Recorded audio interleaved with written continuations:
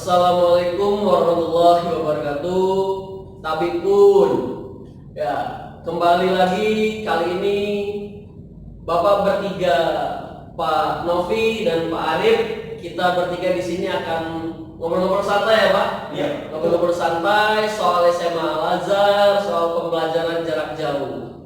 Nah, sebelum kita mulai, ada sedikit motivasi untuk anak-anak sekalian dari Pak Arif Komuni. Ya, kepada anak-anakku semua, anak-anakku semoga selalu diberikan kesehatan, keselamatan baik di dunia maupun di akhirat ini. Anak-anakku yang saat ini berada di kampung halaman atau berada di lokasi benar kampung di rumahnya, mudah-mudahan anak-anakku dan keluarganya selalu diberikan kebahagiaan, selalu diberikan limpahan rezeki serta rahmat oleh Allah Subhanahu wa taala, dan alhamdulillah kita selalu diberikan kesehatan sampai saat ini dalam proses pembelajaran jarak jauh. Mudah-mudahan kalian memberikan suatu hal yang positif kepada orang tua kalian dan kalian tetap menjalankan tugas sebagai siswa. Motivasi dari Bapak untuk kalian baik yang berada di kampung halaman maupun yang berada di lingkungan Bandar Lampung, jangan pernah membuat kehadiran kalian itu untuk dirasakan, tapi buatlah ketidakhadiran kalian itu dirindukan. Karena apa? Kita semua sebagai guru di lingkungan SMA Al-Azhar mengharapkan kehadiran anak-anakku sekalian pada saat kalian itu belajar di sekolahan. Kita sebagai guru, tanpa adanya murid, kita bukan apa-apa. Tetapi kita sebagai guru, kita bisa disebut dengan guru itu kalau ada hadirnya kalian. Makanya mudah-mudahan kalian tetap standby di rumah, belajar dari rumah. Mudah-mudahan untuk kedepannya kita bisa dipertemukan di lain waktu dalam keadaan sehat walafiat. Jika kamu tidak mau mewujudkan mimpimu sendiri, maka akan ada seseorang yang mempekerjakanmu untuk mewujudkan mimpi mereka. Jadi, Bapak menghimbau kepada anak-anakku sekalian, jangan pernah putus asa, jangan pernah melalaikan pekerjaan atau tugas. Kalau misalkan kalian menunda-nunda sesuatu, maka akan tertunda semuanya. Benar Pak Yusuf? Betul. Ya. Jadi kepada anak-anakku semua, selalu semangat, berikan yang terbaik untuk orang tua kalian dan guru kalian di sini. Selalu tanamkan hal-hal yang positif dan selalu jalankan sholat 5 waktu dan selalu patuhi protokol kesehatan. Mungkin itu saja Pak Yusuf. Terima kasih dari saya. Mudah-mudahan bermanfaat untuk kalian semua. Amin. Panjang sekali ya motivasinya Pak Arif. Alhamdulillah Pak. Alhamdulillah. Nah, kali ini Pak Novi akan menyampaikan sedikit motivasi untuk anak-anak. Sedikit motivasi dari saya. Tidak ada orang yang bodoh, yang ada hanya orang yang malas. Karena malas membuat anak tersebut atau orang tersebut menjadi bodoh. Itu. Subhanallah. Ini cepat, tepat, dan luar biasa ya. Alhamdulillah. Ini memberikan motivasi anak-anak kita semua Pak. Bukan untuk anak-anak saja, mereka untuk kita semua gitu. Iya. Pak Arif. Iya Pak. Kita mulai ya, ngobrol santai ya. Oke. Pak Arif mengampu mata pelajaran KWU ya. Iya Pak. Sudah 2,5 tahun di Al-Azhar. Alhamdulillah ya. Yang ingin saya tanyakan Pak, apa sih Pak kesan Bapak Pak Arif selama 2,5 tahun di SMA Al-Azhar? Iya. Dari awal Bapak masuk, saya masuk Pak, ke SMA Al-Azhar itu disambut baik oleh rekan-rekan semua, baik dari kepala sekolah sampai jajaran guru serta karyawan yang ada di lingkungan SMA Al-Azhar di Bandar Lampung. Saya diberikan kesempatan untuk bisa mengajar di SMA Al-Azhar ini Pak. Bukan saya seorang yang pintar, melainkan saya orang yang ingin belajar di SMA Al-Azhar ini Pak, untuk mendidik anak-anak, yaitu penerus generasi bangsa. Ya, yang pernah saya alami Pak selama saya mengajar 2,5 tahun, 2,5 tahun kurang lebih, banyak pengalaman berharga yang saya dapatkan Pak. Yang pertama itu dari segi hal keharmonisan baik pada rekan-rekan seperjuangan sampai ubin. Saya merasakan bahwasanya ini benar-benar keluarga yang harmonis, yang selalu diisi dengan kebahagiaan, tidak ada perpecahan sama sekali. Saya merasakan di sini kehangatan dalam keluarga, gitu loh Pak. Nah, yang kedua, saya merasakan bahwasanya anak-anak ini peduli terhadap gurunya. Yang pertama, saya melihat bahwasanya di sekolah ini sekolah yang luar biasa. Itu menurut saya. Yang pertama dalam segi keagamaan. Ini sangat luar biasa. Benar, saya merasakan. Mungkin Pak Yusuf juga merasakan, Pak Novi pun sebaliknya. Dari segi keagamaan, yang pertama dari sholat sunnahnya, sholat wajibnya itu diterapkan sebaik-baiknya dalam bentuk kedisiplinan kita semua. Ya, tanpa kita mengarahkan, tanpa kita membimbing, alhamdulillah anak-anak kita sudah bergegas pasti untuk melaksanakan kewajiban, yaitu sholat, baik sholat sunnah maupun sholat wajibnya. Itu yang saya rasakan, Pak. Dan alhamdulillah saya merasakan selama 2,5 tahun di sini, saya itu tidak ada kepikiran bahwasanya saya ingin meninggalkan SMA ini. Karena apa? Bentuk cintanya saya kepada sekolah SMA Al-Azhar. Sama ya, dengan yang saya rasakan juga Pak. Saya di sekolah lain pernah juga mengajar Pak Novi Pak. Cuma tidak sedisiplin, harmonis di Al-Azhar Pak. Jadi di Al-Azhar ini bukan cuma murid yang dididik, tapi kita juga sebagai guru dididik Pak. Sebagai contoh, murojaah tiap pagi, membaca Al-Quran, ada sholat duha, sholat zuhur wajib, sholat bahkan sampai sholat asar pun di sini kita wajib sholat asar dulu baru kita pulang ke rumah masing-masing. Luar biasa sekali. Kalau dari Pak Novi? Kalau menurut saya yang paling berkesan, tuh setiap pagi guru, dewan guru itu berbaris di depan menyambut anak murid. Itu bentuk motivasi untuk anak agar menghargai seorang guru, menghormati seorang guru. Gitu. Jadi attitude antara siswa dan guru itu ada. Kalau di sekolah lain itu sepertinya jarang kita menemukan yang seperti ini di Al-Azhar. Benar-benar. Nah itu juga yang salah satu yang paling saya rindukan itu Pak. Baris, anak-anak salim sama kita, bercengkrama, silaturahmi, ngobrol ya kan. Tatap muka gimana nak kabarnya segala macam itu hilang itu sudah selama pembelajaran jarak jauh ini. Nah, soal PJJ nih Pak Arif, Pak Novi, nah, kan beda-beda nih mata pelajarannya. Pak Arif KWU, Pak Novi Penjas. Yang satu teori, prakteknya juga ada tapi Pak Arif ya? Alhamdulillah ada, tapi dominan di teori ya mungkin ya. Kalau yang satu dominan di praktek ya Pak Novi. Jelas ini ada strategi berbeda nih, sistem pembelajaran yang berbeda nih dalam menanggapinya nih. Coba saya pengen tahu dari KWU sih Pak Arif. Iya. Gimana caranya pembelajaran kita selama PJJ ini Pak? Ya. Kalau saya Pak, saya pribadi yaitu mengampu dalam mata pelajaran kewirausahaan. Banyak strategi yang sudah saya lakukan. Yang pertama, kita selalu memantau peserta didik itu lewat grup PJJ. Ya, alhamdulillah saya pribadi dan guru-guru yang lain sudah mempunyai grup PJJ yang dikhususkan untuk murid yang diajar atau diampu oleh masing-masing guru maupun tersebut Pak. Ya. Jadi menurut saya yang saya lakukan itu yang pertama di pagi hari saya mengecek absensi dan absensinya itu melalui blogger Pak. Oh iya, bisa dia. Tambahan, Pak Arif juga sebagai wali kelas ya Pak? Iya, sebagai wali kelas. Ya, alhamdulillah. Iya. Kita perlu tahu nih. Iya. Saya setiap pagi jam 6.30 itu sudah mengupload materi blogger, ya materi pembelajaran. Dan alhamdulillah materi tersebut sudah saya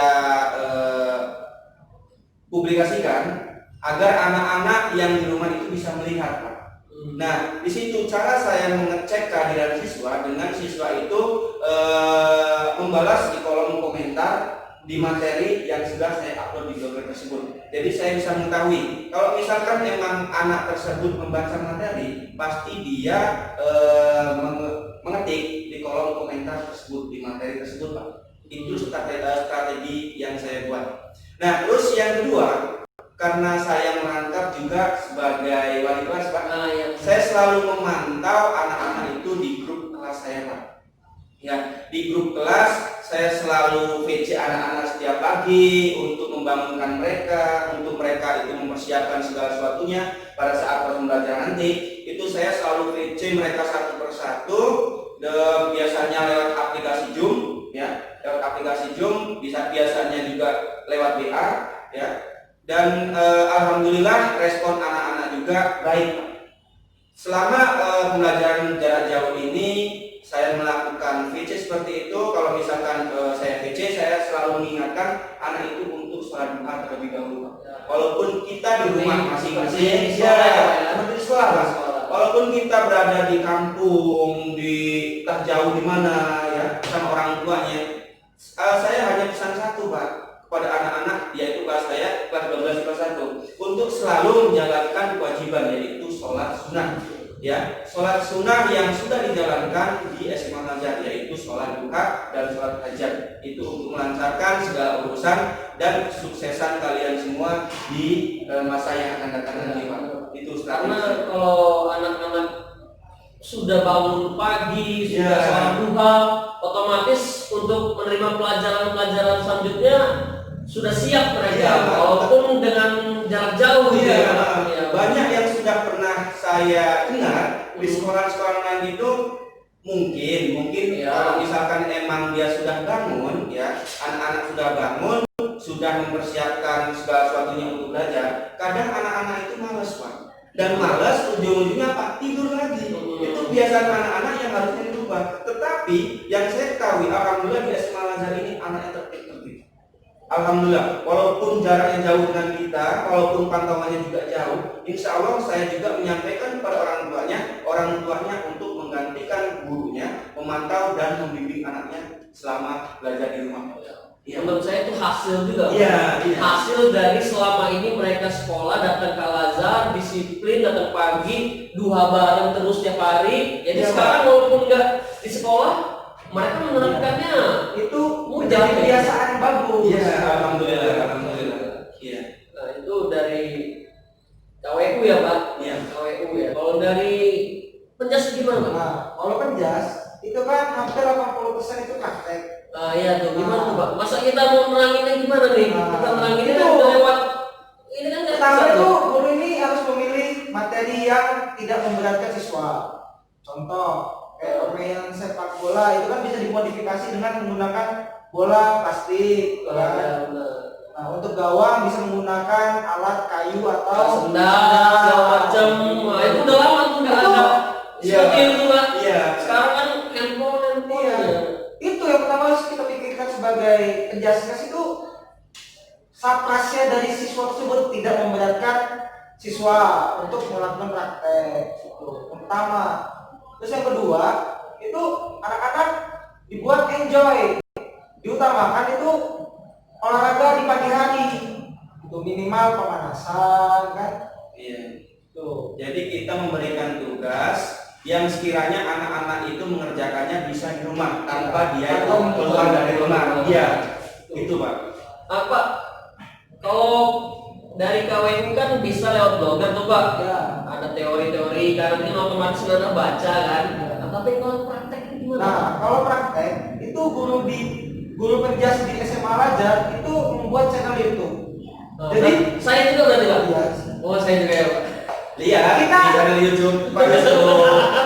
Jadi kita bekerja sama itu membuat materi yang tidak memberatkan siswa tersebut praktek. Walaupun di sekolah menggunakan alat yang standar, tapi setelah di rumah itu bisa dimodifikasi dengan seperti bola plastik. Oh jadi maksudnya Bapak membuat video pembelajaran praktek, misal sepak bola, passing dari atas, passing bawah, sepak bola, passing, heading, dribbling. Iya. Jadi nanti videonya bisa ke anak-anak. Jadi anak-anak bisa lihat ya Pak. Bisa lihat Gimana tuh? Ya gimana tuh caranya passing, gimana cara dribbling. Iya. Dan kalau itu juga Pak, alhamdulillah ada prakteknya juga. Waduh, Ya. kamu kalah Iya, ya, kamu kalah. iya, pokoknya kamu kalah. Dan salah satunya Pak, mungkin kita selama ini berada dalam kondisi pandemi COVID-19 dan alhamdulillah saya kemarin praktek untuk ngasih tugas ke anak-anak itu membuat masker dan hand sanitizer. Bagaimana peran anak-anak atau respon anak-anak untuk mempraktekkan membuat masker dan hand sanitizer tersebut itu alhamdulillah positif Pak. Dan saya juga sudah pernah anak-anak itu memberikan masker kepada saya dan alhamdulillah hasil karyanya, kreativitasnya, inovatifnya bagus. Untuk SMA Al-Azhar anak-anaknya mantap. Iya, untuk dari segi keaktifan itu bagus, dari segi kreativitas serta inovasi anak-anak dan kerja kerasnya itu saya akui jempol Pak untuk SMA Al-Azhar. Kalau dari tadi kan kita ngomong yang bagus-bagus ya. Iya. Yang baik-baik. Iya, Pak. Gitu kan. Nah, tapi pastilah Pak, pasti ada kendala Pak. Ya. Kendala ya, dalam pembelajaran jarak jauh. Tidak seperti kita tatap muka Pak. Pasti kendalanya lebih banyak. Nah, kendala apa Pak yang Bapak hadapi? Iya, kalau menurut saya Pak Yusuf, menurut pribadi saya ini bukan merupakan suatu kendala. Iya, ini bukan merupakan suatu kendala.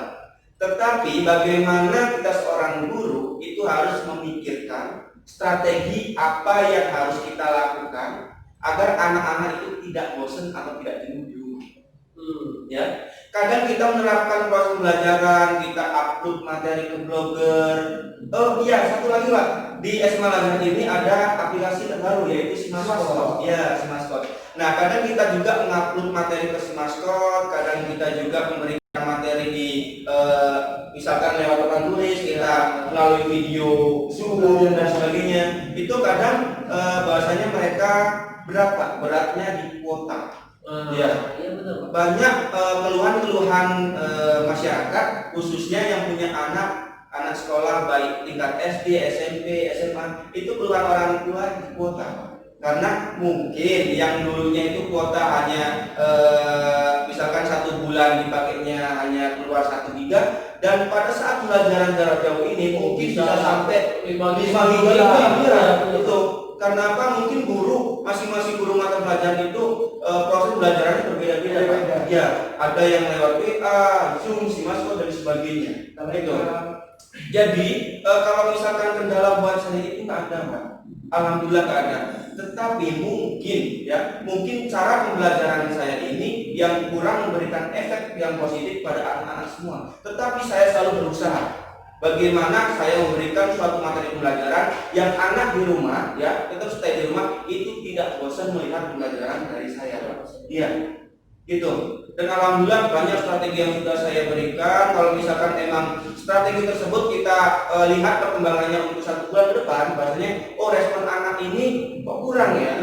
Kita tambah bulan ke sana, kita tambah naik bulannya, misalkan beberapa hari ke depan kok respon anak-anak ini lebih sedikit ya daripada ketimbangan responnya. Iya betul Pak. Jadi kita bisa evaluasi bahasanya mungkin proses belajar kita, strategi kita kurang efektif yang kita terapkan pada anak-anak. Jadi saya tidak pernah ada kata menyerah bagaimana saya menyusun sebuah strategi itu agar anak-anak di rumah itu tetap enjoy, tetap santai, tetap aman, tetap senang pada saat mengikuti pembelajaran saya. Luar biasa baik. Kalau dari Penjas sendiri Pak Novi, adakah kesulitan-kesulitan yang dihadapi selama pembelajaran jarak jauh ini Pak? Kesulitannya itu dari segi anak kemungkinan kan kita share video nih. Ya Pak. Nah, apa ada anak yang di kampung itu kan kadang-kadang susah sinyal. Iya Pak, itu yang utama sinyalnya. Susah sinyal. Habis itu kalau video juga kan kadang-kadang memakan banyak kuota. Ya, untuk guru Penjas kan nggak mungkin kita juga nge-share tiap hari video tersebut kan. Jadi biar kita memilih-milih, ada video, ada materi, ada tugas prakteknya, anak-anak yang disuruh buat video, kirim ke email kan, itu lebih. Kalau Penjas seperti itu, Lebih fleksibel sebenarnya. Tidak video terus, kan kasihan juga anak-anak ya. Iya. Dan alhamdulillah mungkin kita pernah bertatap muka dengan ketua yayasan, Pak ya. Iya. Ketua yayasan itu menyampaikan bahwasanya harus mempunyai terobosan-terobosan bagaimana kita seorang guru ini mempunyai kreativitas gitu loh. Bukan hanya dari skill video yang kita share ya, melainkan kita harus bisa menyusun strategi bagaimana anak-anak yang di rumah itu tidak hanya melihat video, melainkan melihat materi-materi itu sudah yang kita share itu mereka komitmen bahasanya dia belajar dari rumah. Kalau misalkan memang dia ada kesulitan, dia langsung bertanya kepada guru yang bersangkutan. Gitu. Jadi pesan-pesan dari Pak Ahdi itu selalu saya ingat, Pak. Terobosan itu mungkin ada jalan-jalan kita yang menurut Pak Ahdi itu yang harus dilakukan oleh kita semua ya. Bukan hanya pembelajaran yang daring saja, alih-alihnya apa? Daring, Pak. Jadi jadi seperti itu. Ya. Kalau misalnya kita belajar daring, kalau misalkan kita lihat satu bulan ke depan mungkin dampaknya bukan daring lagi, tapi jadi daring. Jadi daring. Makanya Pak Abdi selalu mengingatkan kepada kita semua bagaimana kita mempunyai terobosan, gitu Pak. Mempunyai kreativitas yang baru untuk membuat pembelajaran yang mengembirakan atau membahagiakan kepada anak-anak kita yang di rumah. Kalau saya pribadi Pak, dari semua pesan-pesan Pak Abdi yang pernah saya terima Pak, ada satu yang paling berkesan, paling menusuk di hati, paling luar biasa, ini baru namanya pemimpin nih. Dia mengutamakan untuk karyawannya Pak, kita ini guru ini untuk sholat Pak. Sholat, selalu diingatkan sholat dan sholat. Terutama kita yang lelaki ini sholat berjamaah Pak. Bahkan kadang dia juga mewajibkan kita sholat untuk di luar jam sekolah. Misalnya lagi di rumah sholat subuh di masjid nggak? Ayo sholat gitu. Wah itu pertanyaannya yang kalau kita nggak sholat tuh sepertinya malu banget gitu loh Pak. Iya, itu sama halnya saya merasakan pesan dari Pak Haji Udin Pak, kepala sekolah yang sebelum Pak Eko. Dia berpesan bahwasanya kalau dunia kita kejar, maka akhirat tidak akan ikut. Tetapi kalau kita mengejar akhirat, dunia pasti akan diikutinya. Itu pesan dari Pak Udin. Jadi kalau misalkan kita hanya memikirkan dunia, maka kita akan tersesat di akhirat nanti. Kalau misalnya kita dari awal sudah memikirkan akhirat, insya Allah dunia akan diikuti kita. Ya. Dan pesan dari Pak Eko Pak, kepala sekolah kita sekarang, ya. Gimana tuh? Pesan dari Pak Eko, ya. Kita tidak pernah membutuhkan sosok Superman. Tetapi kita butuhkan adalah sosok seperti ya. Bagaimana kita sebagai guru bekerja sama, kita selalu bergotong royong untuk menyusun sebuah strategi dalam proses pembelajaran jarak jauh ini Pak, demi kesuksesan dan kelancaran anak-anak kita semua. Amin. Alhamdulillahirobbilalamin. Sudah tak terasa Pak, ya. Setengah jam kita ngobrol di sini. Alhamdulillah. Mungkin nanti di lain waktu kita ngobrol-ngobrol lagi. Sedikit kesimpulan nih Pak Arif, Pak Novi, yang akan saya sampaikan dari kesan-kesan dari pembelajaran jarak jauh yang tadi sudah kita obrolin ya Arif. Jadi yang pertama di SMA Al-Azhar ini benar-benar kita bukan hanya murid, tapi kita sebagai guru yang ikut dididik dalam hal kedisiplinan, keagamaan, sholat duha, sholat wajib, pembacaan ayat suci Al-Quran, bahkan sampai hafalan Al-Quran juz 30 kita juga diajarkan guru dan murid. Itu kesan yang paling mendalam dari SMA Al-Azhar. Nah, dari PJJ sendiri baik KWU ataupun Penjas sama-sama punya strategi masing-masing.